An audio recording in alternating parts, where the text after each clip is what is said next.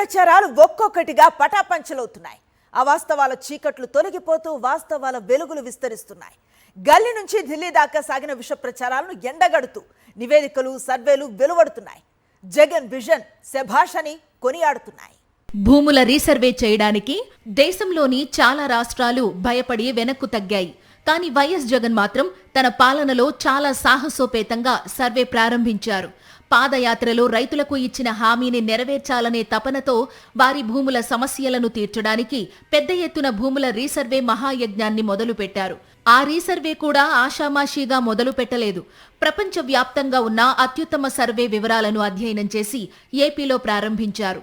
ఇందుకోసం 40,000 మందికి 70 సార్లు ప్రత్యేక శిక్షణ ఇప్పించారు.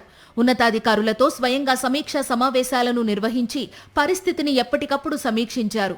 ఈ వ్యవస్థను రూపొందించి ఓ రేంజ్లో బలోపేతం చేయడానికి దాదాపు 3 సంవత్సరాలు పట్టింది.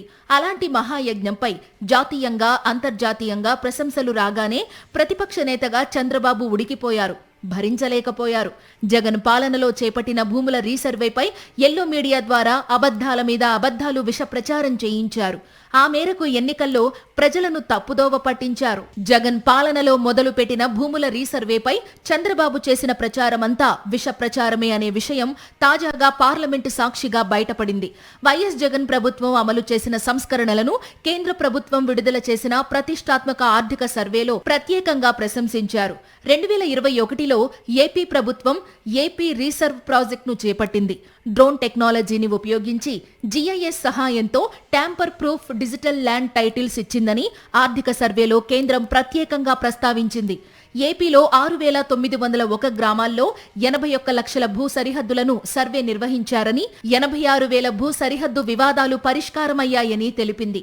ఆంధ్రప్రదేశ్ మాజీ ముఖ్యమంత్రి వైఎస్ జగన్ విజన్ను కొనియాడింది కేంద్రం విడుదల చేసిన ఆర్థిక సర్వే.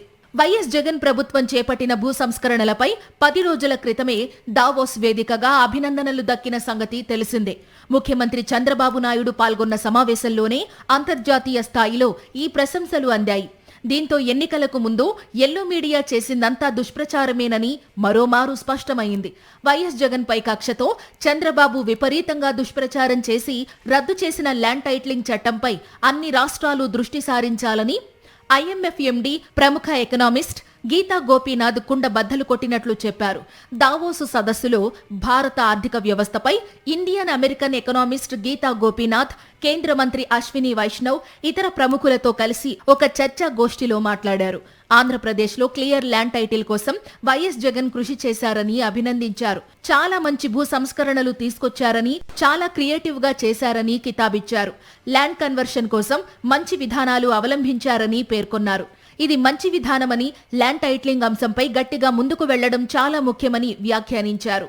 గీతా గోపీనాథ్ దావోస్ వేదికగా కుండ బద్దలు కొట్టినట్టుగా చెప్పిన అంశాలపైనే ప్రతిపక్షంలో ఉన్నప్పుడు చంద్రబాబు విష ప్రచారం చేయించారు.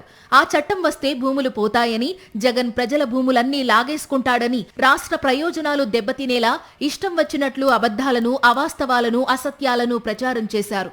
అయితే అవన్నీ కట్టుకథలేనని, బాబు మాటల్లో ఏమాత్రం వాస్తవం లేదని మొన్న దావోస్ సాక్షిగా ప్రముఖ ఎకనామిస్ట్ గీతా గోపీనాథ్ కుండ బద్దలు కొట్టినట్టుగా చెప్పడం, నేడు పార్లమెంట్లో కేంద్రం విడుదల చేసిన ప్రతిష్టాత్మక ఆర్థిక సర్వే అదే విషయాన్ని స్పష్టం చేయడంతో ఎల్లో గోబెల్స్ గొంతులో పచ్చి వెలక్కాయ పడినట్టయిందని రాజకీయ, ఆర్థిక విశ్లేషకులు భావిస్తున్నారు.